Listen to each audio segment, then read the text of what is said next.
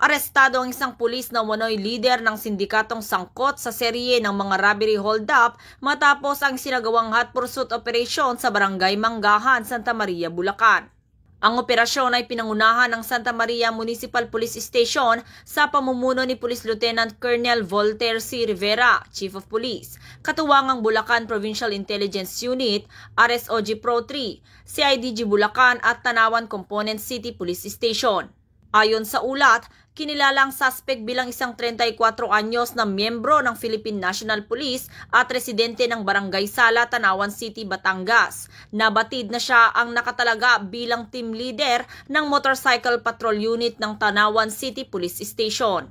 Kinilala ng mga biktima ang suspect bilang siya mismo ang nagtutok ng baril sa kanila sa gitna ng insidente na nangyari noong Agosto 27 taong kasalukuyan. Positibo ring itinuro ng biktima na pagmamay-ari niya ang isang plastic bag na may pera na nakuha sa suspect. Nasamsam ng otoridad ang isang caliber 45 na baril, 3 magazine, 12 bala, isang replika ng caliber 45, 2 plaka, 3 plastic bag na may lamang barya, 9 na cellphone, isang katana, isang bolt cutter, at 59 pieces ng puting cable ties.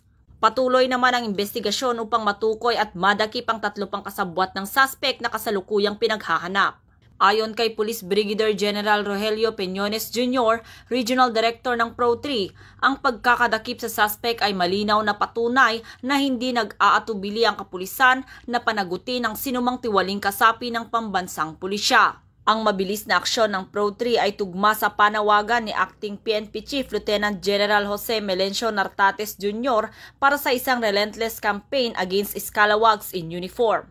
Kaugnay rin ito sa Employing Enhanced Managing Police Operations na bahagi ng 7-point agenda ng Acting Chief PNP. Sa ilalim ng kanyang pamumuno, layon ng pambansang pulisya na patuloy na maibalik at mapatatag ang tiwala ng mamamayan sa pamamagitan ng pagpapanagot sa lahat ng lumalabag sa batas, kriminal man sa lansangan o nasa loob ng hanay ng pulisya. Mula dito sa Bulacan Police Provincial Office, ako ang inyong PNN Correspondent, Patrolwoman Pearl Cristalina Javier, alagad ng batas, taga-taguyod ng Balitang Pulis.